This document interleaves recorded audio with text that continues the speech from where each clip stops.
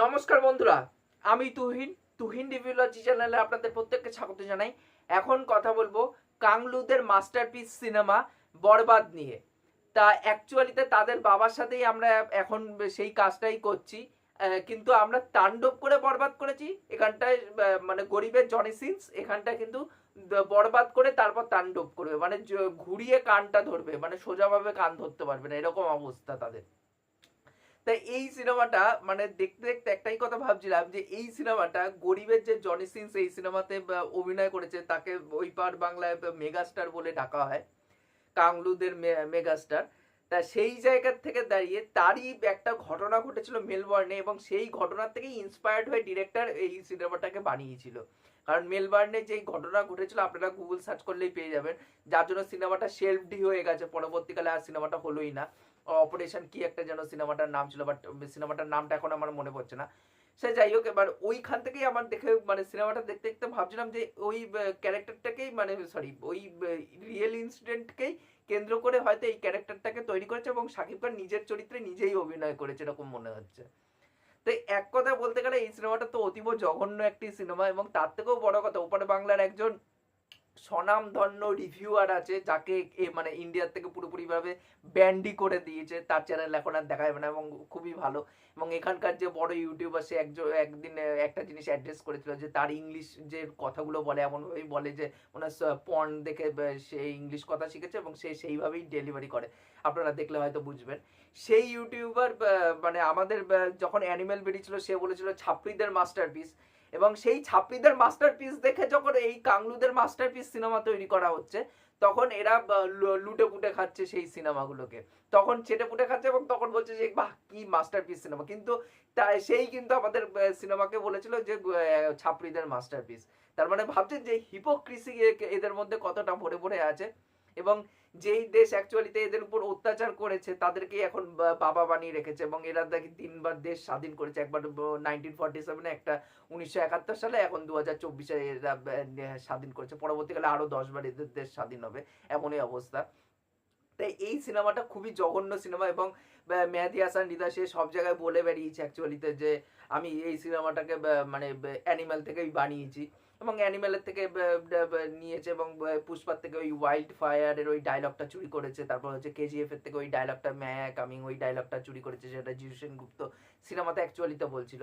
তা সে যাই হোক, এবার সে বলে যে আমি বাংলা একটা অ্যানিমেলের মতো সিনেমা বানাচ্ছে, কিন্তু অ্যানিমেল কোথা থেকে ইন্সপায়ার্ড হয়েছে এবং ক্যারেক্টারটাকে কিভাবে ডিজাইন করেছে সন্দীপ রেড্ডি ভাঙ্গা, সেটা কিন্তু, এবং ক্যারেক্টারের মধ্যে এত ভায়োলেন্ট কেন, ক্যারেক্টারটা এত ভায়োলেন্স করে কেন, সেই জিনিসগুলোকে খুব সুন্দর করে কিন্তু দেখিয়েছিল সন্দীপ রেড্ডি ভাঙ্গা। এবং সিনেমার মধ্যে অবশ্যই অনেক গলদ আছে অ্যানিমেলের মধ্যে, সিনেমাটা পারফেক্ট সিনেমা নয়, বাট তুমি একটা খারাপ সিনেমা থেকে তুমি একটা খারাপ সিনেমা বানাচ্ছ, মানে সেই জায়গা থেকে দাঁড়িয়ে তবুও তো সন্দীপ রেড্ডি ভাঙ্গার মধ্যে একটা ক্যাপাবিলিটি আছে, সেই জিনিসগুলোকে পুল অফ করতে পারে, তার মধ্যে সেই সেন্সিবিলিটিটা আছে, এবং তার মধ্যে সেই শিক্ষাটা আছে একটা সিনেমা কি করে মেকিং করতে হবে।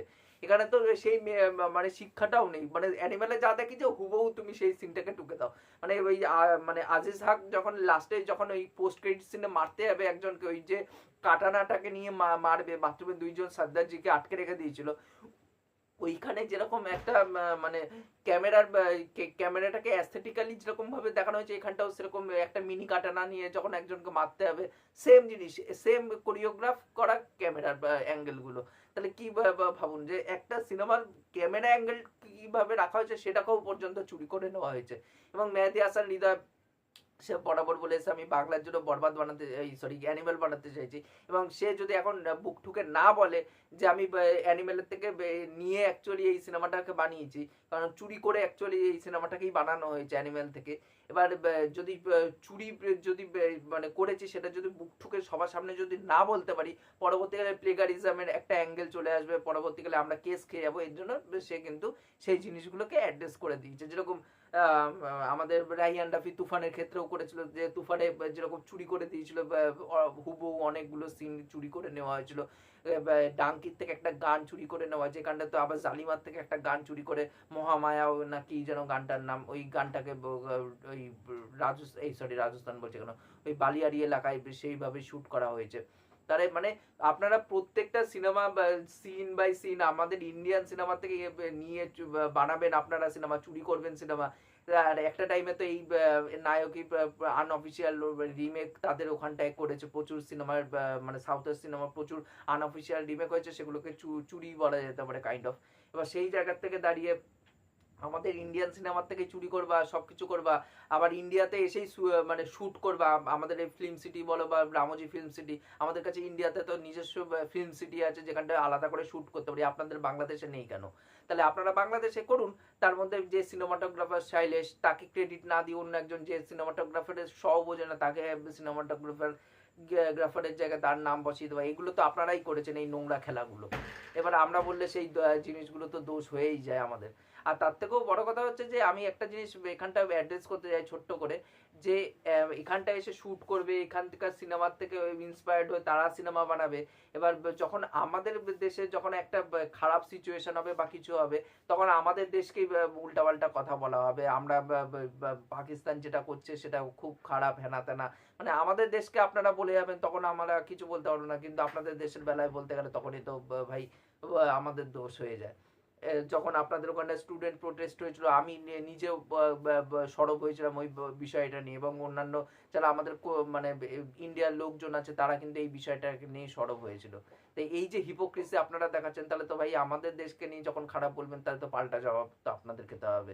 এবং এখানটায় জিতু সেনগুপ্তের অভিনয় খুব জঘন্য, খুবই বাজে, মানে তারকে মানে ক্যারেক্টারটাকে সেইভাবে লেখাই হয়নি, পুয়ারলি রিটেন, মানে পুরো ওয়েস্ট করা হয়েছে। যিশু সেনগুপ্তের মতন একজন ভালো মাপের অভিনেতা, তাকে যেইভাবে প্রেজেন্ট করা হয়েছে সেটা খুবই বাজে। এবং সিনেমার যে ভাইলেন্ট ক্যারেক্টার কেন এখানটা শাকিব খান, সেই জিনিসটাকে জাস্টিফাইড করা না। তারপর ওখানটায় যখন রণবীর কাপুরকে ওটা খুব সুন্দর করে জাস্টিফাইড করা হয়েছে, যে রণবীর কাপুর যখন ওর দিদিকে কলেজে টিজ করেছিল, তখন ও বন্দুক নিয়ে সোজা কলেজে ঢোকে, এবং তার ওই ভায়োলেন্ট দিকটা আমরা তখন প্রথম দেখতে পাই। ওখান থেকে তার ভায়োলেন্টের দিক শুরু হয়েছিল, এবং কেন ক্যারেক্টারটা ভায়োলেন্ট সেটা কিন্তু প্রপার জাস্টিফাইড করা ছিল। এখানটা কিন্তু সেই জিনিসগুলো করাই হয়নি। মানে ওখানটায় দেখেছি চুরি করেছি, কিন্তু আমি ভাই জাস্টিফিকেশন দিতে পারিনি, মানে সিনগুলো ভালো লেগেছে আমি হুবহু রেখে দিয়েছি। তার মধ্যে এই অ্যানিমেল একটা সিন ছিল, ওই যে যখন ওই গাড়ির মতন ডিজাইন করে ওই বানানো হয়েছিল, যেটা উপেন্দ্র লিমাই নিয়ে আসবে অ্যাকচুয়ালিতে ওই ক্যারেক্টার, মানে ওই মেশিন গানটাকে, এবং মেড ইন ইন্ডিয়া বলে যেটাকে সম্বোধন করা হবে, ওই মেশিন গানটাকে যেভাবে ডিজাইন করা ছিল, ওটা ডিজাইন করে কি সুন্দর করে চালিয়েছিল, ওখানটা কত রিয়েল লেগেছিল রণবীর কাপুরকে ওখানটা করতে। এখানটা পুরোপুরি ফেক লাগছে। যখন ওই সেম সিন, যেহেতু বাজেটটা কম, আমাদের বলিউডে বাজেটটা বেশি বলে ওটা অনেক বড় গ্র্যান্ডার ভাবে দেখাতে হয়েছে, এখানটা বাজেটটা কম, তার জন্য মেশিন গানের সাইজটাও ছোট হয়ে গেছে। এবার সেই জিনিসটা যখন ফায়ার করছে গরিবের জনি সিন্স, সেটা পুরোপুরি ভাবে ওখানটায় মানে এতটাই ফেক লাগছে দেখতে, বলে বোঝানোর মতন না। এবং একটা ক্যারেক্টার আছে সিনেমার মধ্যে, যে অ্যাকচুয়ালিতে ওই দুষ্টু কোকিল তুফানে একটা গান ছিল দুষ্টু কোকিল বলে, ওখানে একজনকে মেরে দেবে শাকিব খান, তারপর আবার দুষ্টু কোকিল গানে নাচবে শাকিব খান মিমির সাথে। তো ওই যে বলবে না যে বেচারার সাথে বেচার লাশ পাঠিতে এবার নাচবো, তো এখানটাও সেম ওই একটাই অ্যাক্টারকেই রেখেছে, সেম অ্যাক্টারকে, কিন্তু এখানটায় কি করা হয়েছে, এখানটায় মুখের মধ্যে মুতে দিয়েছে। এই হচ্ছে ব্যাপার, এই হচ্ছে সিন রাখা হয়েছে, তার মধ্যে ওটার কোনো জাস্টিফিকেশন নেই। তার মধ্যে এখানটা শুধু জিল্লুকে রাখা হয়েছে মাল ঢালার জন্য, জিল্লুর আর অন্য কোনো কাজ নেই, অভিনয় করতে হবে না তাকে, এরকম অবস্থা। তো ওভারঅলে খুবই বাজে একটি সিনেমা, আমার একদমই পোষায়নি সিনেমাটা। আপনারা যারা দেখেছেন তারা অবশ্যই নিচে কমেন্ট করে জানাতে পারেন। এবং যাদের মানে কাংলুদের একটাই কথা বলতে চাই, ভাই আমাদের মানে আপনাদের সাবস্ক্রাইব করতে হবে না আমার চ্যানেলকে, আপনারা অবশ্যই আমার চ্যানেল থেকে বেরিয়ে যান, যত চলে যাবেন তত ভালো। মানে বাংলাদেশের র্যাডারের বাইরে আমি চলে নিয়ে যেতে আমার চ্যানেলটাকে। আর যদি চক্ষু লজ্জা থাকে তাহলে অবশ্যই আমার চ্যানেলটাকে আনসাবস্ক্রাইব করে দিয়ে যাবেন, এটাই আমি চাইবো। আমার কোনো মানে কাংলুদের দরকার নেই আমার চ্যানেলকে, সত্যি কথা বলতে গেলে। তাই এই ছিল ওভারঅল বক্তব্য। ভিডিওটি ভালো লাগলে অবশ্যই লাইক শেয়ার সাবস্ক্রাইব করবেন। এখনকার মতন টাটা, বাই।